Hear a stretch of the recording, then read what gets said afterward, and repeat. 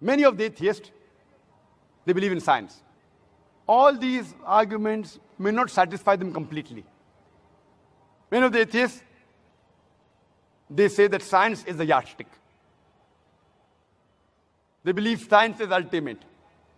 So let's try and prove to this group of atheists also about the existence of Allah Subhanahu wa Ta'ala. So if I know that this atheist believes only in science, after congratulating him, I'll ask him a simple question. That if suppose there is equipment, there is a gadget who no one in the world has ever seen, and if that gadget is brought in front of you, and if the question is asked that who will be the first person who will be able to tell you the mechanism of this gadget, that atheist, he may say, after thinking for a while, the first person who will be able to tell you the mechanism of a gadget who no one in the world has ever seen, no one in the world knows about it, he will tell you that the creator of that gadget. Or he may say the maker of the gadget. He may say the inventor. He may say the producer. He may say the manufacturer. Whatever he says, it will be somewhat similar. Either creator, manufacturer, producer, maker, inventor, somewhat similar.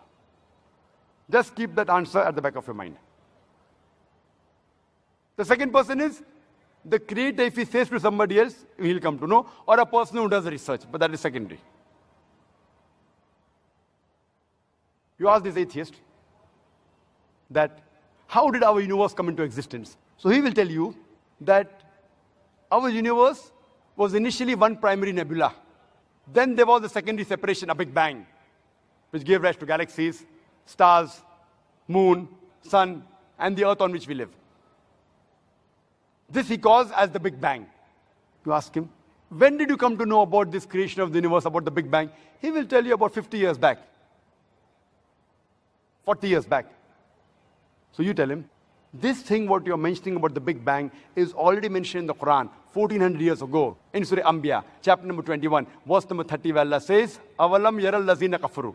Do not the unbelievers see anna samawati wal arda kanat ratkan fataknahuma, that the heaven and the earth were joined together and we clove them asunder. What you're talking about, the Big Bang, is already mentioned in the Quran 1400 years ago. Who could have mentioned this in the Quran? So he will tell, maybe it's a fluke. Somebody wrote it. No problem. Don't argue with him. Ask him the next question. What is the shape of the earth? So he will tell you, previously the human beings thought that the world was flat. It was in 1577 when Sir Francis Drake, he sailed around the earth, that he proved that the earth was spherical. You tell him that the Quran mentions in Surah Naziat, chapter number 79, verse number 30, that wal ard ba'da zalika dahaha. We have made the earth egg-shaped.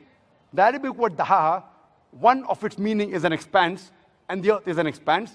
The other meaning is derived from the Arabic word duya, which means an egg.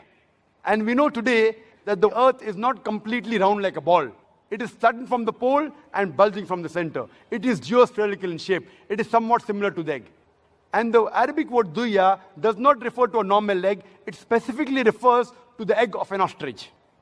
And if you analyze the shape of the egg of an ostrich, it is geospherical in shape. Imagine, the Quran mentioned that the earth is geospherical 1400 years ago. Who could have mentioned that? So he will tell you, your Prophet Muhammad, peace be upon him, was an intelligent man. Don't argue. Continue. The light of the moon, is it its own light or reflected light? So the atheist will tell you, previously we thought that the light of the moon was its own light. But today we know that the light of the moon is not its own light, it's a reflected light. When did you come to know? He will tell you, we came to know yesterday, 50 years back, 100 years back, 200 years back. Quran mentions 1400 years ago in Surah Furqan, chapter number 25, verse number 61.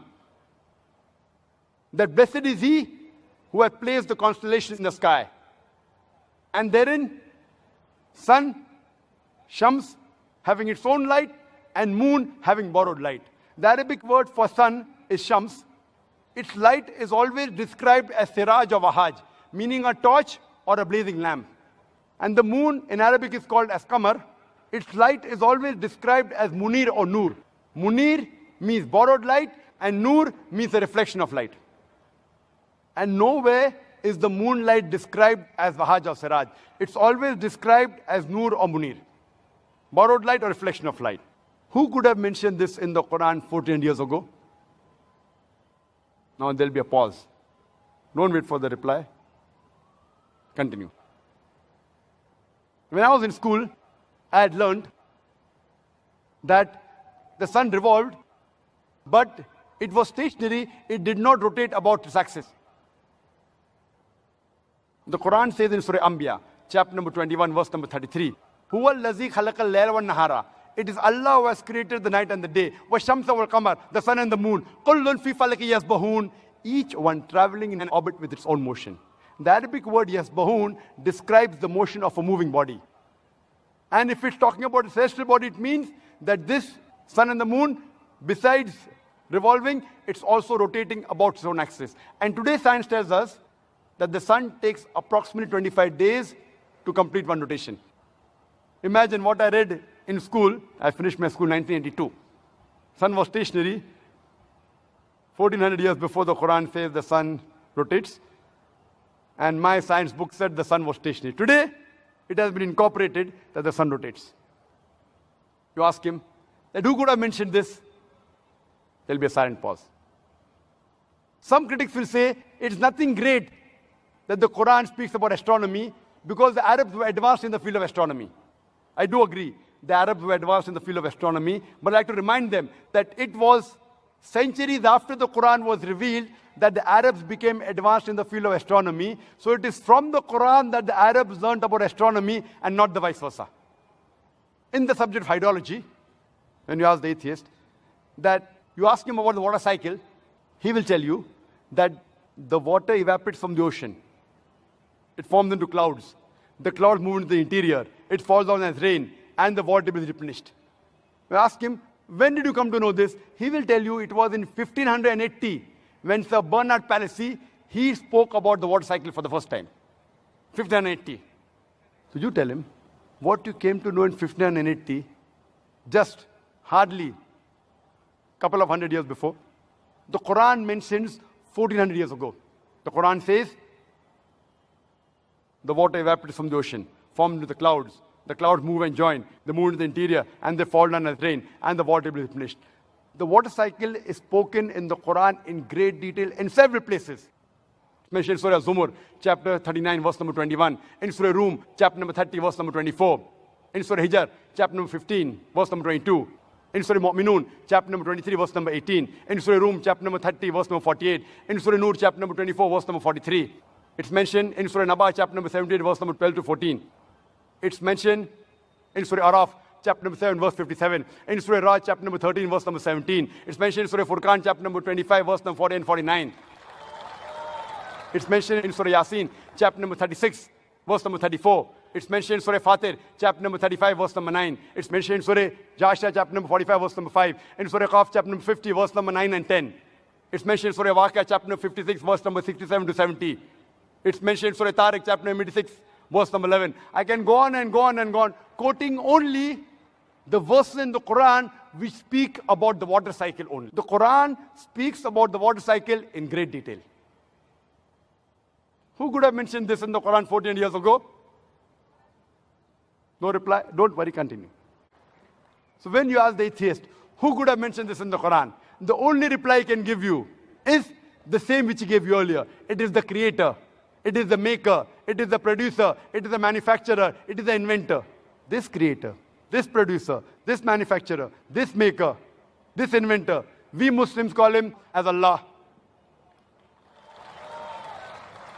That's the reason today science is not eliminating God. It is eliminating models of God. La ilaha illallah.